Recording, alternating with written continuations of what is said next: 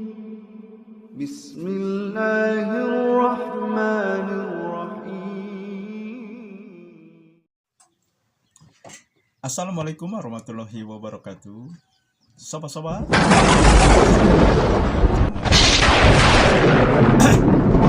dalam dakwah Islam pencerahan.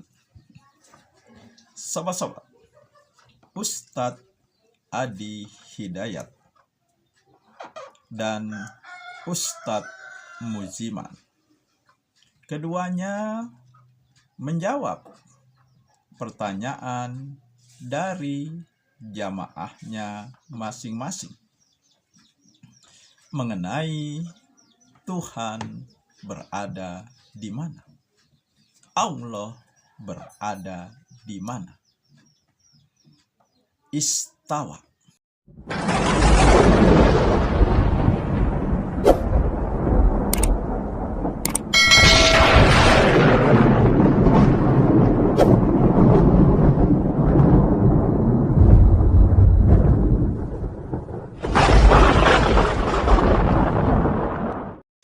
Keduanya, sobat-sobat, dikenal sebagai Dai Muhammadiyah.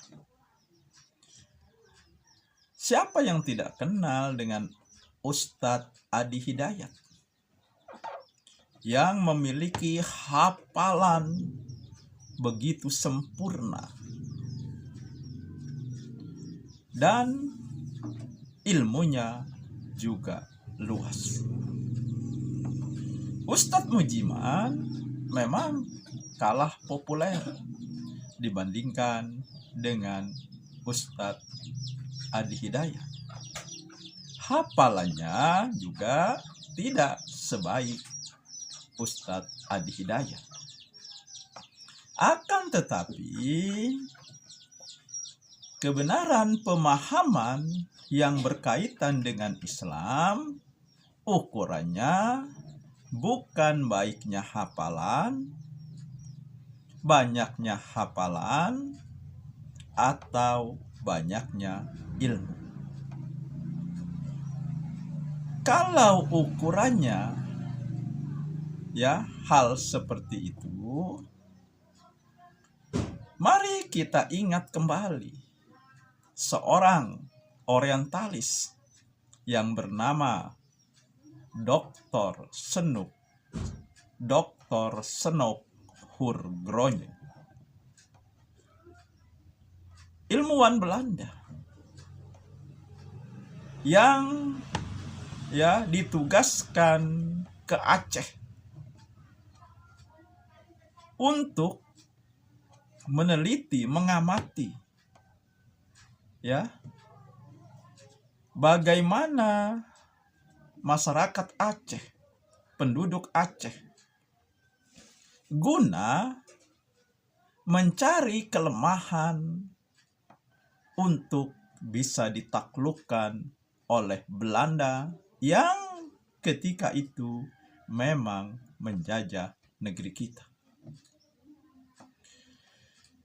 Demi tujuannya, Dr. Senok Hurgronje akhirnya ke negeri Arab, ke Mekah, masuk Islam, mengganti namanya dengan Abdul Ghaffar, melaksanakan ibadah haji, kemudian kembali ke Aceh dan mengeluarkan fatwa-fatwa yang tentu saja fatwanya menjauhkan umat Islam dari agamanya sendiri, dari Al-Qur'annya sendiri, dari pemahaman yang benar mengenai Islam. Dan Dr. Senok berhasil. Aceh bisa ditaklukkan, sobat-sobat. Beliau seorang yang pintar, luas ilmunya, bahkan fasih berbahasa Arab.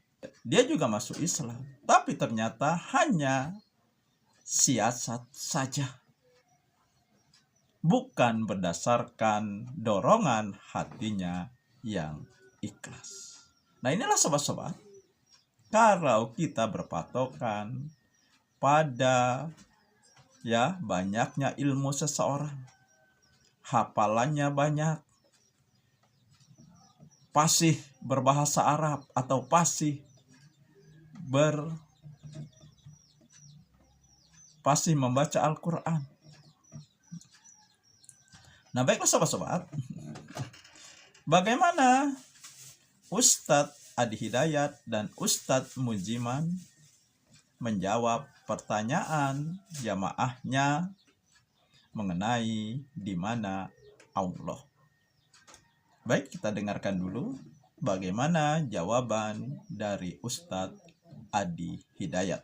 Ada yang mengatakan sudah istiwa itu artinya bertempat. Allah punya tempat, tempatnya di arsy. Yang punya tempat itu makhluk. Allah tidak dibatasi dengan tempat. Kalau Allah punya batas tempat, artinya Allah sama sifatnya dengan makhluk. Ya, artinya mujassam itu menempat. Kalau sudah punya tempat, berarti menempat sama dengan makhluk. Gak boleh. Kalau Allah kemudian butuh tempat, berarti punya kebutuhan. Sedangkan Allah maha luas, laisa kamitslihi syai'. Allah menempat, berarti butuh tempat. Ketika Allah tidak ada di tempat itu, di mana Allah? Jelas ya? Nah, itu ada masalah dalam akidah. Makanya kalau antum ingin memahami ini, kalau ingin tetap memaksakan tempat, ditakwilkan. Takwilkan. Jangan dipahami demikian, tapi dipahami dengan nilai yang terkait dengannya. Apa diantaranya? Istawa, bimakna istaula. Menguasai. Mengatur. Aras jangan diartikan dengan bertempat di situ. Ada begitu tidak? Artikan dengan di arasnya itulah Allah mengatur. Menguasai. Menguasai aras, menguasai alam dan sebagainya. Ustaz, ayatnya jelas, ngapain main takwil-takwil? Ada beberapa ayat yang memang kita harus pahami dengan takwil. Isinya apa di fatwa tersebut atau di Suara Muhammadiyah ketika membahas di mana Allah? Jawabannya adalah bahwa ayat-ayat yang ada di dalam Al-Quran itu menjelaskan tentang Allah Subhanahu wa Ta'ala Ar-Rahmanu 'alal arsy istawa, bahwa Allah Subhanahu wa Ta'ala beristiwa pada arsy-Nya. Nah, jadi Allah itu beristiwa pada arsy-Nya, di atas arsy.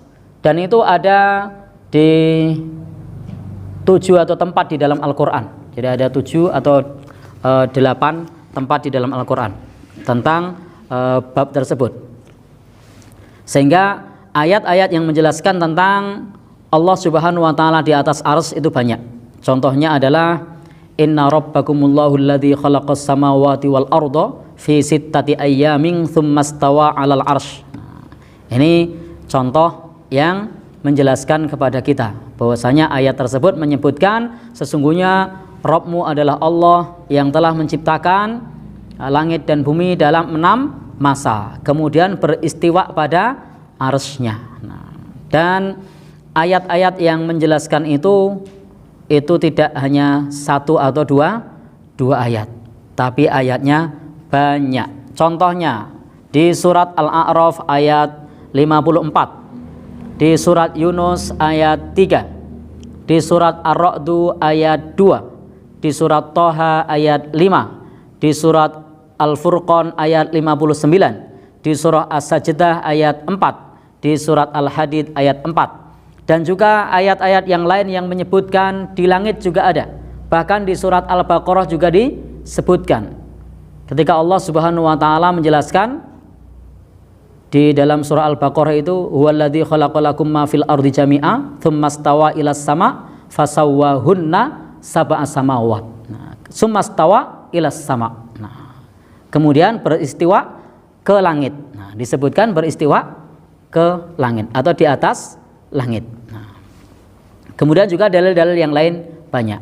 Lalu bagaimana dengan ayat yang menjelaskan aqrabu ilaihi min hablil warid? Allah itu dekat, lebih dekat dari urat nadi.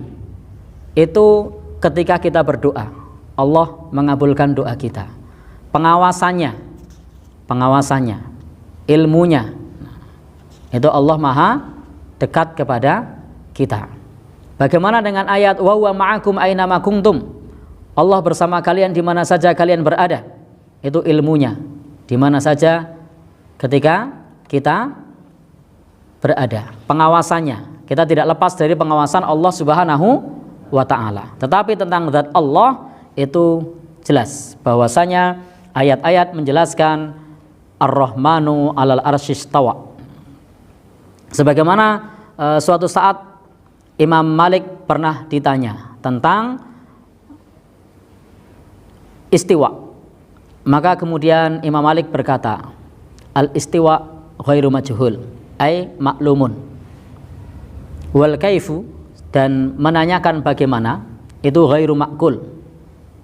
Jadi tidak perlu menanyakan bagaimana. Jadi kita cukup mengimani bahwasanya Allah Subhanahu wa taala itu beristiwa di atas arsy. Tidak perlu bertanya bagaimana, kata Imam Malik. Kemudian juga disebutkan oleh Imam Malik, dan dalam hal ini wal imanu bihi wajibun, dan mengimani hukumnya wajib. Jadi wajib kita mengimani Allah beristiwa di atas arsy. Wasu'alu anhu bid'atun, dan menanyakan tentangnya adalah bid'ah.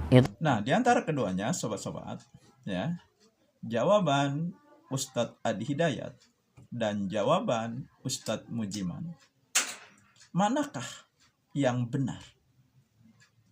Manakah yang bisa diterima dengan logika dan akal sehat?